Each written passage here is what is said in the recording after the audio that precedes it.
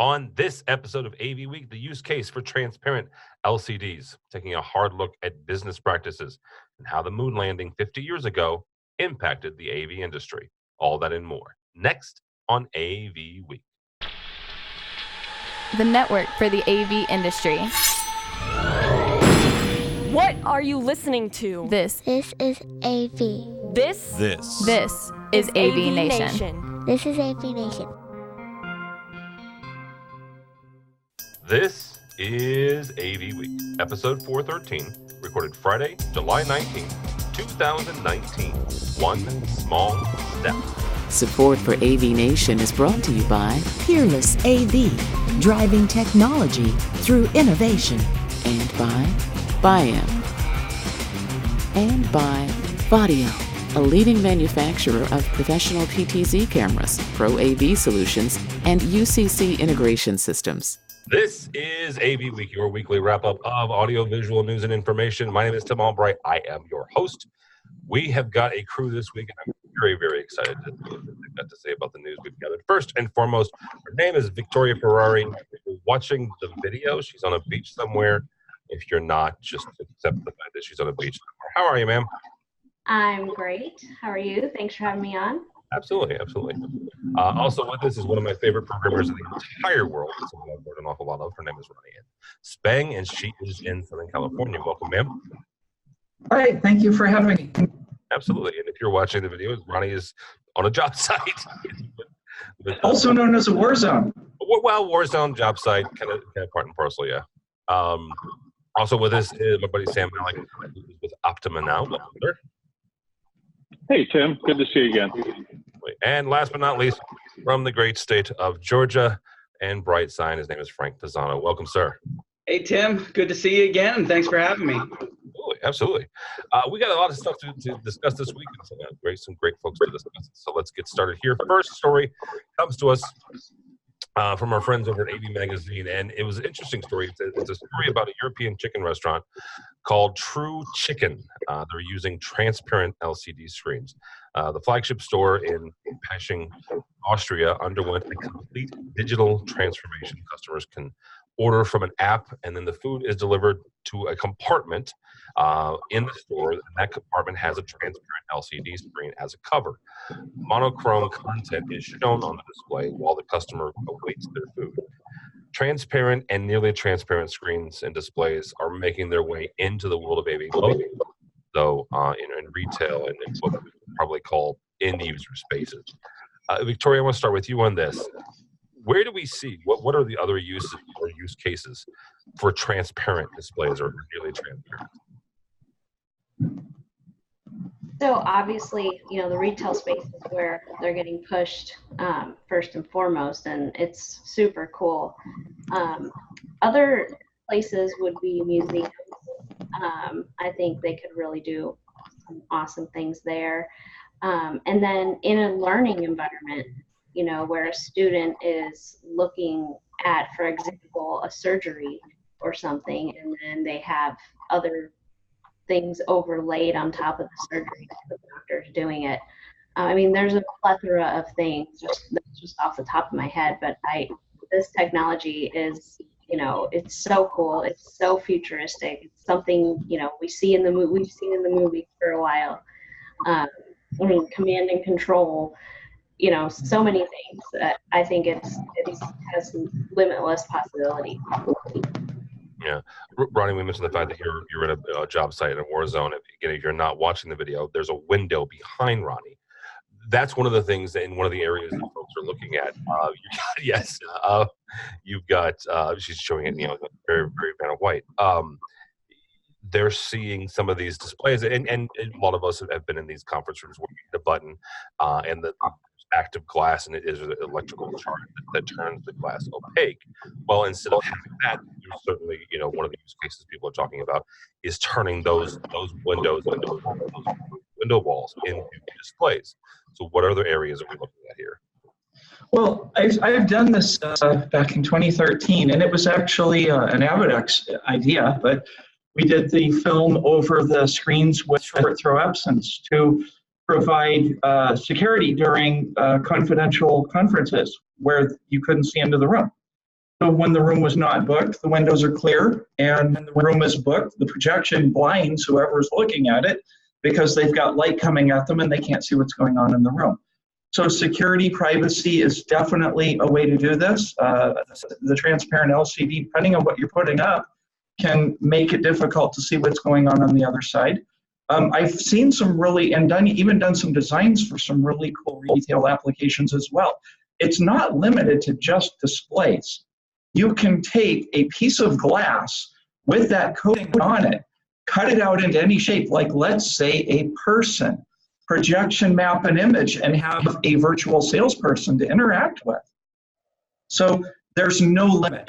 There is absolutely no limit to what we can do with glass and display technology, whether it's LCD projection, and the sky's the limit. I mean, we already see holograms starting to become more effective. You know, it's going to continue to grow and evolve. I can't predict everywhere it's going to go, but generally when somebody has a window like this, you know, immediately that whole glass right there becomes signage space available because it's an exterior window.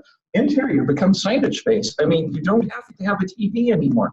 In fact, once these LCDs get a little bit brighter, you don't need a TV. There's your TV right there. You know, the days of a television being these two square boxes are limited. We all know direct view LED modules are going to outsell these studies say 5 years. I think that's an accurate estimate. In 5 years, we're going to have limits of 55, 60, 65, 70, 75. It's going to be buy a 27-inch module, put as many as you want, how big you want, what aspect, we don't care. And it's the same with glass, walls.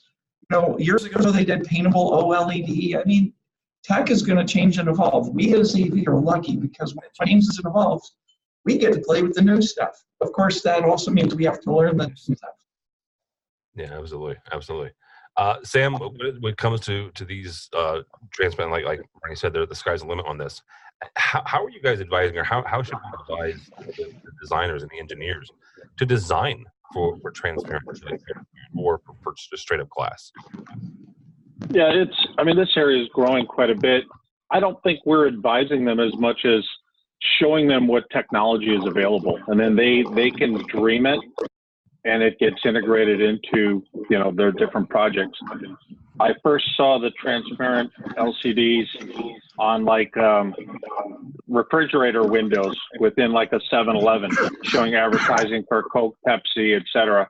And now that's being carried out beyond the refrigerator windows onto the storefront windows. We're working on storefront projects right now that are perfect for transparent LED type displays, where they want to run, you know, in the old days when I was a kid, it was paper signs they taped to the window.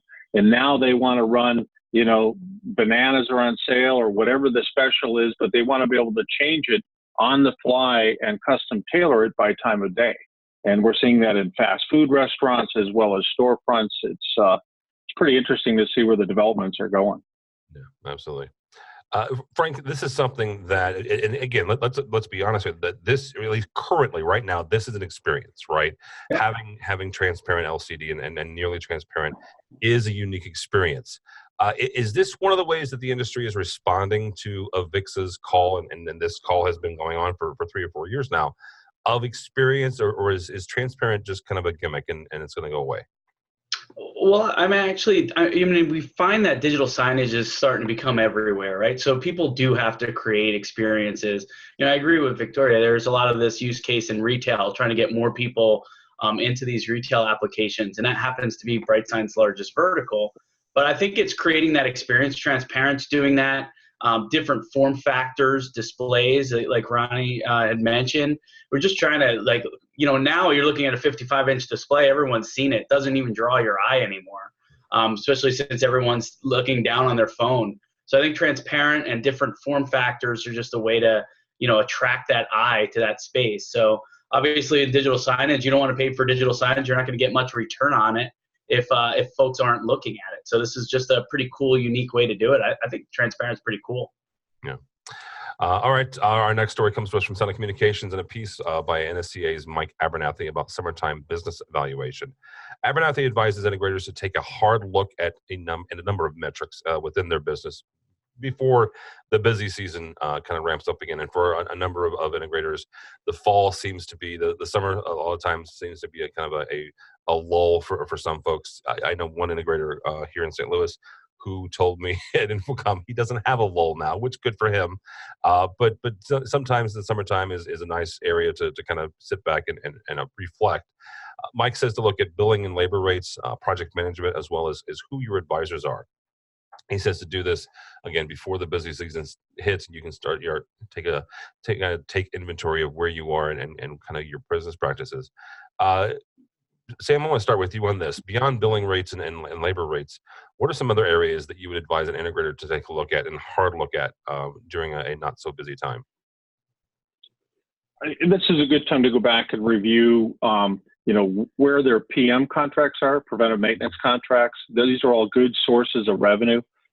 It also keeps them close to the client. So when they're out on site doing PM service, repairs, cleanings, et cetera, they can get the forecast of what the next project is. So it's a good time to kind of reunite, reconnect with clients and make sure those relationships are in place. So most of the dealers I work with that are focused on profit, and most of them are, they're selling PM contracts and they're using that as relationship builders with their clients for future projects.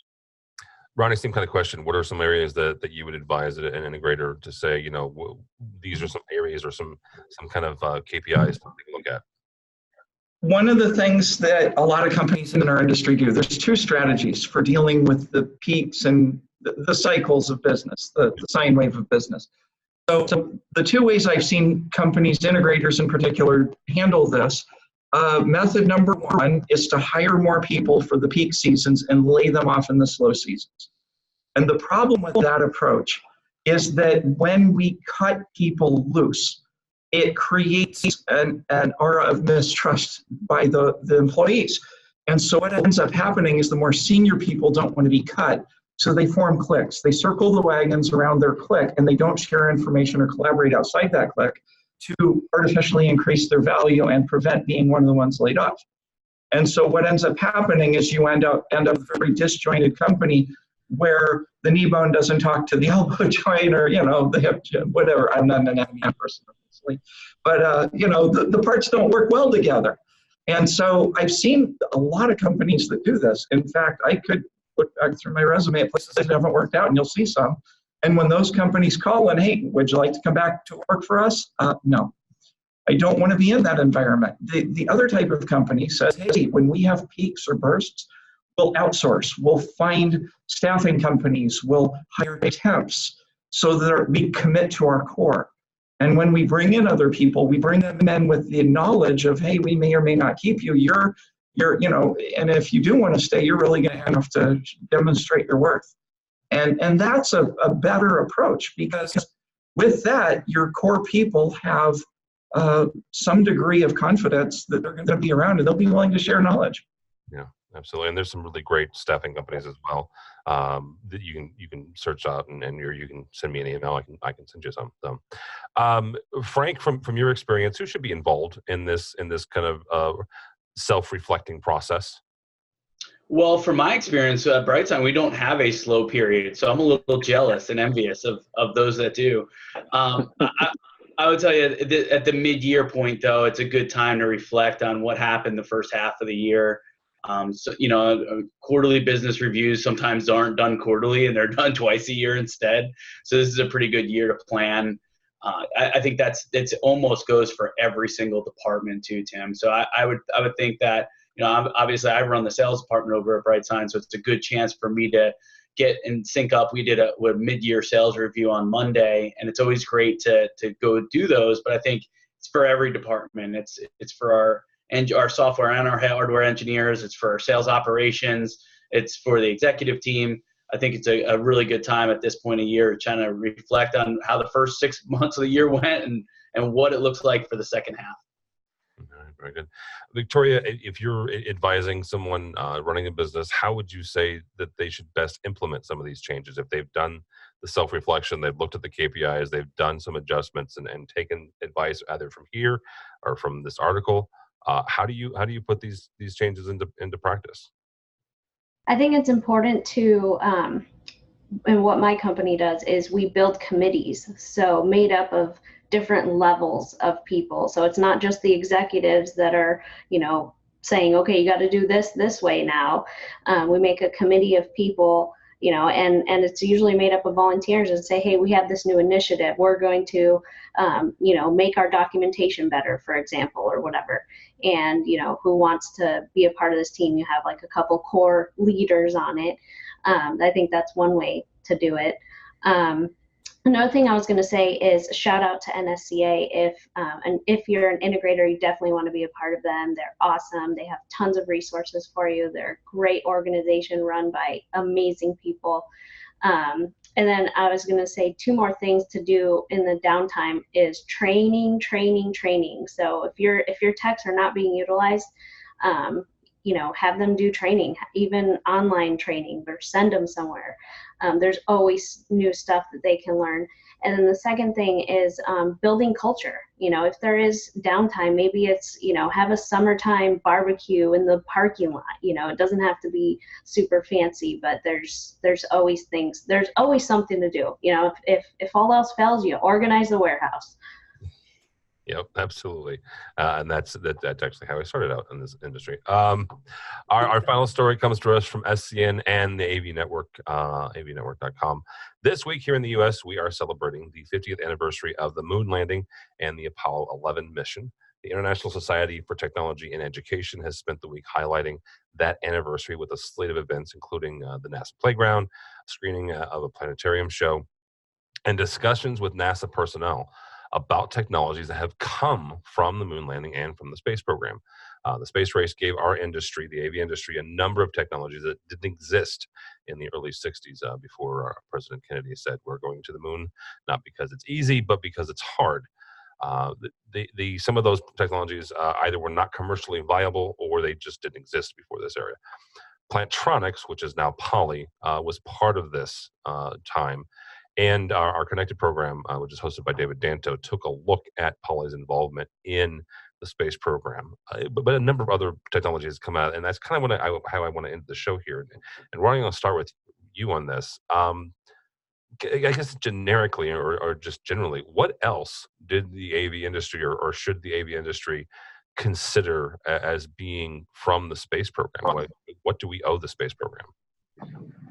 Well, there's a lot. I mean, obviously, there's been developments in electronics, weatherization, optics in particular. Space program has really done amazing things for optics, with telescopes, sensors, automation, adhesives, coatings. There's just been so much. I mean, if you take AV and IT are similar. We take a bunch of hardware from a bunch of different companies that don't like each other, and we try to make it all work like one happy system, including different software environments. And then we're subject to power, heat, humidity. These things, and ambient light and acoustics, these things affect AV. But we're working with known devices that exist in an environment that seldom ranges between 0 and 100% humidity, minus 150 to plus 150 Fahrenheit. Space program is working with a much wider array of environmental conditions, no atmosphere, more radiation, colder, hotter, and with equipment that doesn't exist. So everyone can learn from space. I used to think that we had the hardest job in the world. That's why I came into AV, because IT and AV have, IT didn't exist when I started, but IT and AV have the same challenges, except that IT doesn't care about acoustics and ambient lighting. We have a harder job than IT does. We're subject to networking, to hacking, to security breaches, to all the problems of IT, and then some. So we have one of the toughest jobs, but then you look at the space program, and that's very humbling, because what they do makes what we do look like child's play. So I think anyone can look at the space program for inspiration. How do we innovate at that level? That's really, genius. These people are taking and building something from nothing. We're at least starting with something. Yeah, absolutely. Frank, we take a look at the programs, and I'm reminded of a number of individuals I know in the industry that got involved in AV by way of the space program. A couple of folks that were put through school because of some of the grants that the government was doing. They went to school and got an electrical engineering degree back in the 60s and then throughout the 70s. And that was the basis of their AV career.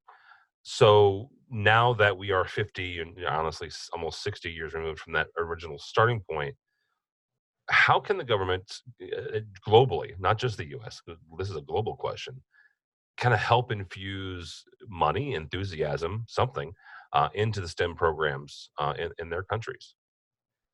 Yeah, I mean, I think it's really cool getting these kids involved early, right, and getting them more interested. And in fact, I think it's so important. I'm sending my son to who's 10 to a STEM academy next year. So I think it would be great to get more young people. This industry needs an inflection of more younger folks into the workforce. So I know I have many openings in Northern California for inside salespeople and for other folks in the organization, that we want to start with people that know a little bit about AV. So how do we go about doing that? And if we can, get some funding into the STEM academies and other similar programs, that's the way we can get people more interested. I mean, our industry's pretty cool. It is really cool. We talked about it some of the earlier questions. We get to play with some new toys that come out that everyone's looking at, consumers and down to the crazy commercial installation. So the more young people we can get involved, the better, and the faster we get them involved, the better. Yeah, absolutely. Victoria, kind of to Frank's point, though, if not the government, then who else could we look to?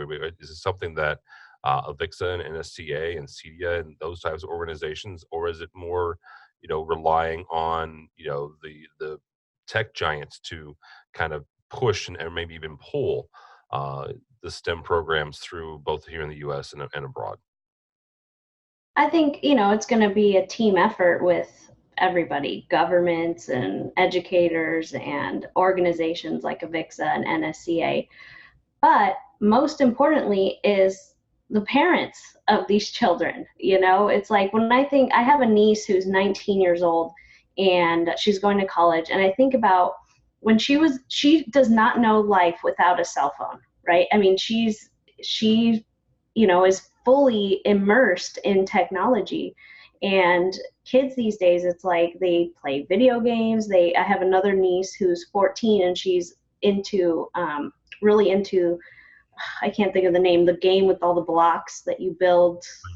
Minecraft. Yeah. It's like these kids are using parts of their brains younger and younger that, most of us don't even use today. So I think it's definitely the talent pool is out there, and just the innovation is going to, skyrocket by leaps and bounds by getting these kids involved. And the number one place is at home. So Frank, that's awesome that you're sending your kid to a STEM camp, and we need to be doing that more and more. Well, same to Victoria's point, though. I mean, your son has grown up and is now an accomplished videographer and has been in and around the industry. So how do you get, how do you translate, this love of technology and this immersion in technology into an interest into STEM and an interest into AV? I think we've got to try and expose them to AV more, through AVIXA, NSCA, obviously. My son got involved with a lot of trade shows from me being in the industry. He tagged along, and I remember I was so excited to take him to CES. And then I said, "How was that?" And he's like, "Well, it's everything I've already seen on the internet. I don't ever need to go again." And so I got to see it through his eyes of how they view it. And the more we can look through, people 25 and less, how they look at the world, like Victoria is saying, everybody knows a cell phone. Everybody knows their iPad. Going back to the original subject, the Apollo 50 years ago, that article provoked my thinking. The screens that we all watched in Houston, that the controllers all watched, those must have been CRT, rear projection, and VGA, I'm guessing. Today, those would have all been direct view LED, probably 0.9 millimeter, beautiful color, crisp images in 4K. We learned how to transmit images in resolution. I think LEDs probably came out of space program because Originally, they were all, incandescent lamps that took a lot more power. And had they done Apollo today, but with LED lamp technology, how much power it would have saved for powering up the limb and all that stuff. So I think there's a lot of cool technology that came out of it. I think kids today, younger people, 25 or less, are naturally drawn to technology, but they automatically assume or expect it. They're so comfortable. They're born with the phone in their hand, so to speak, that it's got to be new ways to approach it. Direct view LED has hit people differently. The transmissive or translucent LED, like we talked about earlier, where you can see through a piece of glass or display on it. That's something totally new. We can shape it. We can put it anywhere. We can do anything we want. These are the people that are going to dream, how does it apply? Like Disney Imagineering. If you can dream it, you can do it, right? So I think the more we expose those people to those things, as manufacturers, for instance, then the more applications we'll see out of it. Absolutely. That'll be a good place to stop. Thank you all so much. Ms. Victoria Ferrari, thank you. How do people get a hold of you if they are so inclined? Thanks for having me, Tim. People can find me Netrix, Netrix LLC, that's my company. And I'm on Twitter, I'm on Instagram, LinkedIn, just search Victoria Ferrari. I think I'm the only one in the AV industry. Yeah, all right. Ronnie Ann, I thank you so much. It's always a pleasure to see you and always a pleasure to have you. How do people get a hold of you if they are so inclined? The best way is LinkedIn, because I may not always have time to read my personal email, ronnie@scanview.net, or, just visit any mental hospital. They'll usually know where to find me. I think they have a tracker on me by now. This is also all kidding aside, and I love the fact that she's a big hitter.